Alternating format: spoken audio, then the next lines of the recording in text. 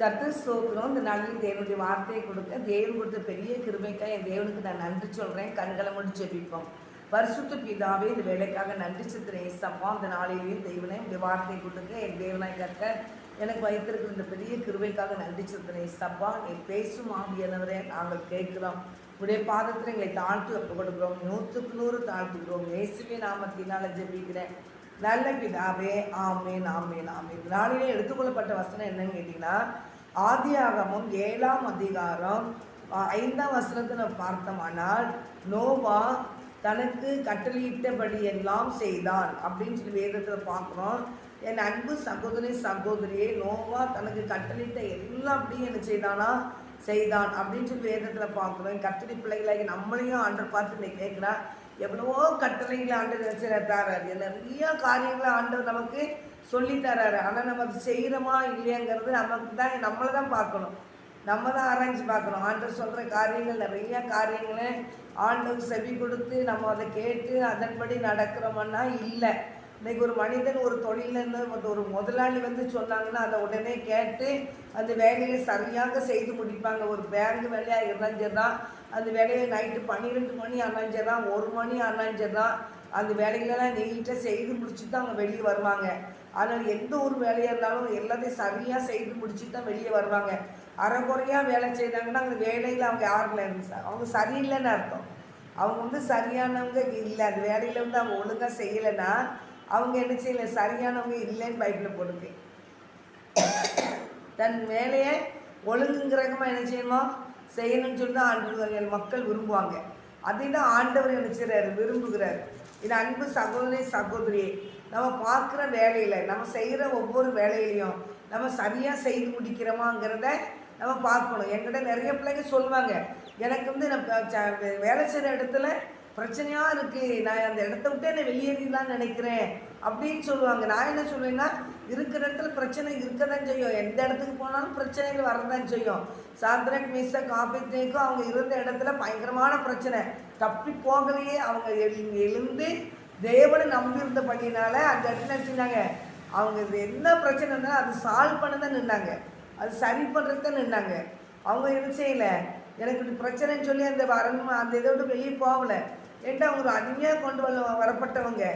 ஆனாலும் அந்த இடத்துல நின்று உறுதியாக நின்று அந்த இடத்துல எடுத்தாங்க, ஜெயத்தை எடுத்தாங்க. அதில் தேவனுடைய பிள்ளைகளாகி நீங்கள் எந்த காரியத்தை ஆண்டவர் உங்கள் கையில் கொடுத்துருக்குறாரோ அதில் என்ன பிரச்சனை வந்தாலும் அந்த பிரச்சனையை நீங்கள் என்ன செய்யணும், சந்திக்க ஆயத்தமாக இருந்து தேவனுடைய பலத்தில் நீங்கள் நிற்கும்போது தேவனாகிய கர்த்தர் அந்த காரியத்தில் ஜெயத்தை தருவார். அதனால் போராட்டங்கள் இல்லை, பிரச்சனைகள் இல்லைன்னு சொல்லி யாரும் நினச்ச முடியாது, சொல்லக்கூடாது. ஏன்னு கேட்டிங்கன்னா, போராட்டம் இருந்தால் தான் என்ன சொல்றது, உலகத்தில் இருக்கிற பிரயோஜனம். அதாவது அவங்கள வச்சு ஒரு யூஸும் இல்லை அப்படின்னா அவங்களுக்கு போராட்டங்கள் இருக்காது, அவங்க எல்லாத்துக்கும் என்ஜாய் பண்ணிட்டு போயிட்டே இருப்பாங்க. ஆனால் தேவ பிள்ளைகளாகி நீங்கள் ஆண்டவருடைய அழைப்பு உங்களுக்கு இருக்குது. நம்ம ஒரு இடத்துல ஆண்டவர் வைத்திருக்கிறாருன்னா பெரிய ஒரு நோக்கத்தை கர்த்தர் வைத்திருப்பார். அந்த நோக்கத்தை அறிந்து தேவனுடைய பாதத்தில் என்ன செய்யணும், உறுதியாக பிடிக்கணும். நீங்கள் ஆண்டவருடைய பிள்ளைகளாக இருந்தீங்கன்னா எந்த பிரச்சனையாக இருந்தாலும் சரி, எந்த போராட்டங்கள் இருந்தாலும், இப்போ கூட அந்த சாட்டில் கொடுக்குற ஒரு செய்தியில் கூட மனுஷங்க என்ன செஞ்சாங்களாம், அவங்க உயிரோடு விழுங்கியிருப்பாங்க அப்படின்னா தாவீது சொல்லுவார். இந்த மனிதர்கள் என்ன செஞ்சாங்களாம், உயிரோடு விழுங்க பத்தார்கள் தான் அவங்க சொல்கிறாங்க. ஆனாலும் தேவனுடைய பிள்ளைகளாகி அவங்க என்ன செஞ்சாங்கன்னா அந்த காரியத்தில் அவங்க ஜெயத்தை எடுத்தாங்கன்னு சொல்லி பார்க்குறோம். மனுஷர் என்னை அந்த 124 சங்கீதத்தை சாட்டில் போட்டேன். மனுஷர் நமக்கு விரோதமாக எழுப்பின போது கர்த்தர் நமது பக்கத்தில் இராவிட்டால், கர்த்தர் தாமே பக்கத்தில் இராவிட்டால் அவர்கள் கோபம் நம்மில் எரிகையில் நம்மை உயிரோடே விழுங்கியிருப்பார்கள். வரதான் செய்யும். ஆனால் ஆண்டவர் நம்ம கூட இருக்கிறதுனால அவங்க என்ன செய்ய மாட்டாங்க, உயிரோடு விழுங்க முடியாது. ஏன் தேவனாகிய கர்த்தர் அங்கே பல்லெல்லாம் பிடிங்கி வச்சுருவார். தேவ பிள்ளைகளை நீங்கள் உறுதியாக ஸ்ட்ராங்காக எந்த இடத்துல நினச்சிடும், தேவனுடைய நாமத்தை மையப்படுத்திக்கிட்டே இருக்கும். வரும் பிரச்சனை, போராட்டம் வரும், அவமானம் வரும், நிந்தைகள் வரும். யோசேப்புக்கு வரலையா? யோசேப்புக்கு என்னென்ன பிரச்சனைகள்லாம் வந்துச்சு? யோசேப்பு வாய் திறந்து சொல்ல முடிஞ்சிச்சா? முடியலை. அவன் அமைதியாக வச்சுருந்தார். யோசேப்பை அமைதியாக வச்சுருந்தார். என்ன சொன்னாலும் கூட அது எடுபடலை. அந்த 2 பேரும் அங்கே என்னச்சாங்க, ஆயக்காரன் அது சுயபாய்க்காரனும் பாலபத்திரக்காரனும் அந்த சிறைச்சாலையில் போயிருக்கவங்க கூட அங்கே யோசேப்பு இருப்பார். அவங்க சொப்பனம் வரும். அந்த சொப்பனத்துக்கு என்ன செஞ்சிருப்பாங்க, விளக்கம் சொல்லியிருப்பாங்க. அந்த வந்து வெளியே போய் ராஜாட்ட போய் நான் ஒரு குற்றமும் செய்யலை அப்படின்னு சொல்லி நீ இந்த ராஜாட்ட போய் நீ சொல்லணும் அப்படிங்கும்போது கூட அவங்க மூலயமா கூட அவங்க வெளியே வர முடியல. அவங்க மறந்துட்டாங்க. அந்த காரியத்தை என்ன செஞ்சாங்க, மறந்துட்டாங்க. ஆனால் தேவனாய கர்த்தர் எல்லாவற்றிலும் மேலாக இருக்கிற தேவன், நாம் ஒரு காரியத்தில் வந்து பிரச்சனை வருதா, போராட்டம் வருதுன்னா நீங்கள் பொறுமையோடு இருங்க. கர்த்தர் அந்த காரியத்தை எடுத்துவார், பொறுப்பெடுப்பார். கர்த்தர் அந்த காரியத்தில் பொறுப்பெடுத்து அவர் நமக்காக வழக்காடுவார், நமக்காக பரிந்து பேசுவார், நமக்காக யுத்தம் பண்ணுவார். அந்த காரியத்தில் யாரும் வயசைக்க முடியாது. அவங்க உயிரோடு ஒழுங்கெல்லாம் ஒன்றும் முடியாது. என்னுடைய தாபிதேஜ் அப்படி தான் சொல்லியிருக்கிறாரு, நம்மை அவருடைய பற்களுக்கு இரையாக ஒப்புக்கொடாது இருக்கிற கர்த்தருக்கு ஸ்தோத்திரம். எல்லாத்திலும் தேவனுடைய பலத்தில் இருங்க, கர்த்தருடைய பலத்தில் இருங்க. மனுஷங்களுடைய பலத்தை எதிர்பார்க்காதீங்க, மனுஷங்களுடைய பலத்தை எதிர்பார்க்காதீங்க. தேவ பிள்ளைகளை இந்த பூமியில் பிறந்த ஒவ்வொரு பிள்ளைகளுக்கும் பிரச்சனைகள், போராட்டம் எல்லா குடும்பத்திலையும் இருக்கும். அதான் குழந்தை பிறந்தவொடனே வாழ்வாள் அழுகுது. எதுக்கு அழுகுது? இந்த உலகத்தில் போய் பிறந்துட்டேனேந்தாலும். ஆனால் இந்த இடத்துல வந்து தேவன் நமக்கு காமிக்கிற பாதையில் நம்ம என்ன சொன்னோம், அவர் அந்த நோபா என்ன சொல்வார், அவர் காமிக்கிற பாதையில் என்ன பண்ணுறாராம், நோபா தனக்கு கட்டளையிட்டபடியே எல்லாம் செய்தான். அவன் கட்டளையிட்டபடியெல்லாம் நோபா செய்தான். அதே போல் நமக்கு ஆண்டவர் என்ன செய்து சொல்லியிருக்கிறாரு, அப்படி நமக்கு உடனே கீழ்ப்படியணும். ஆண்டவருக்கு கீழ்ப்படிஞ்சு நடக்கணும். ஒரு குடும்பம்னு இருந்துட்டாலே குடும்பத்துக்குள்ள பிரச்சனை இல்லாமல் இருக்குமா? குடும்பத்துக்குள்ள பிரச்சனை குடும்பத்துக்குள்ள பிரச்சனை நிறைய இருக்கும். அந்த குடும்பங்களை ஒன்றா இருக்க விட மாட்டான் பிசாசு. அங்கேயும் பிரச்சனையை உண்டு பண்ணிக்கிட்டு இருப்பான். அப்போ ஒரு வேலைன்னு போயிட்டீங்க, வேலை செய்கிற இடத்துலையும் பிரச்சனை இருக்கும். அங்கேயும் என்ன முடியாது, யாராவது ஒருத்தனை என்ன செய்வார், எழுப்பி பிசாசு எழுப்பிக்கிட்டு தான் இருப்பான். அவங்க உண்மையாக இருப்பாங்க. உண்மையாக இருக்க அவங்களுக்கு பிரச்சனை தான். ஆனால் உண்மையை விட்டு வழி விளைக்கிறாருங்க. உண்மையாக நீங்கள் இருந்தீங்கன்னா கண்டிப்பாக ஆண்டவர் நமக்காக யாவையும் செய்து பிடிப்பார். நீங்கள் செய்கிற காரியத்தில், நீங்கள் செய்கிற வேலையில், நீங்கள் செய்கிற ஊழியத்தில் உண்மையாக நீங்கள் இருங்க.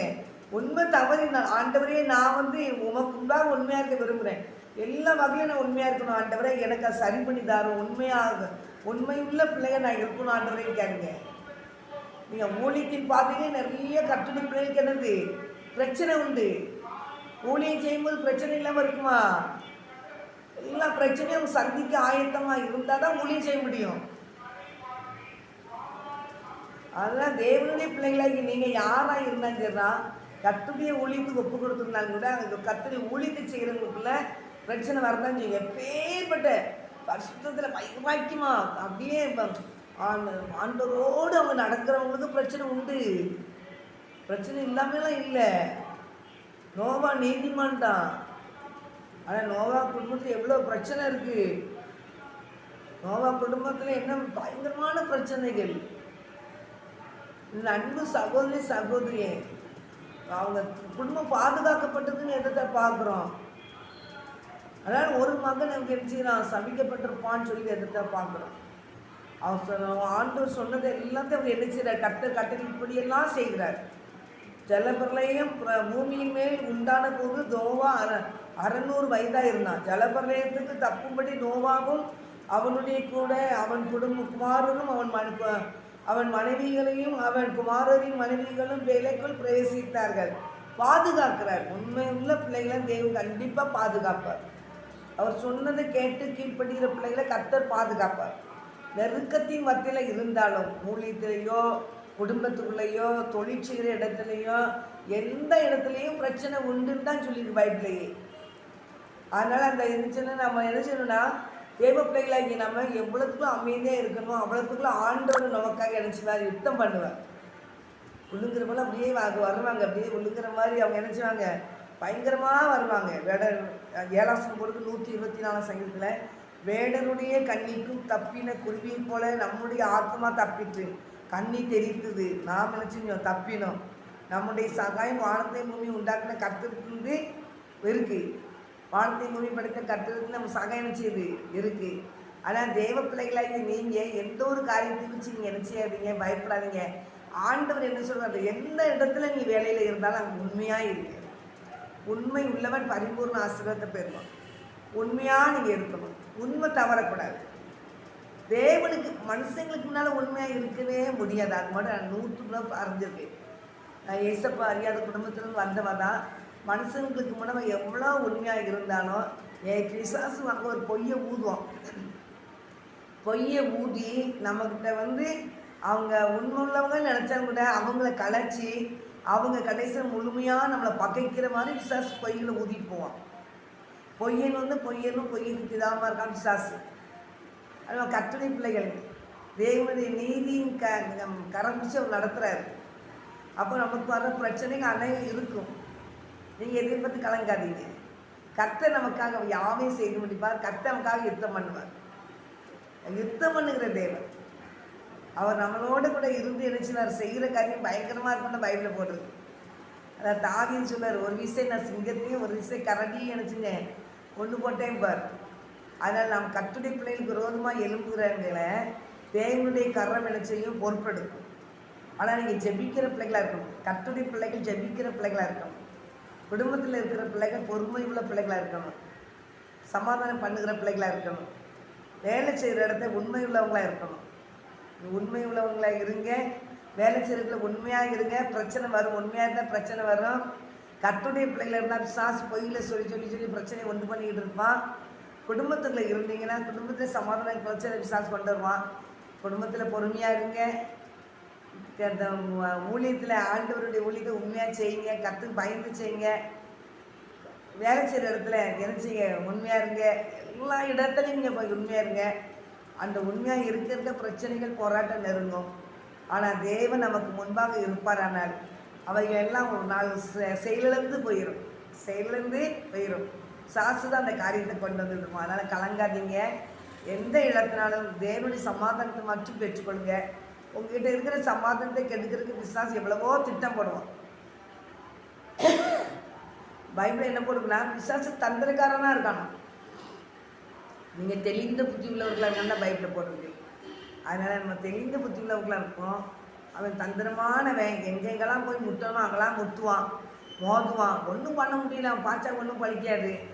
கடைசியில் என்ன கேட்டால் ஆண்டவரே அழிச்சு போட்டுவார் பிசாசை. அது திடீர்னு அழிப்பார்.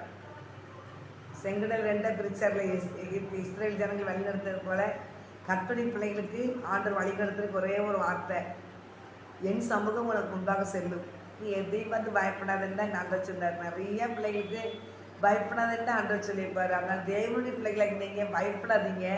கர்த்தர் உங்களோட கூட இருக்கிறாரு. எதையும் குறித்து கலங்காதீங்க.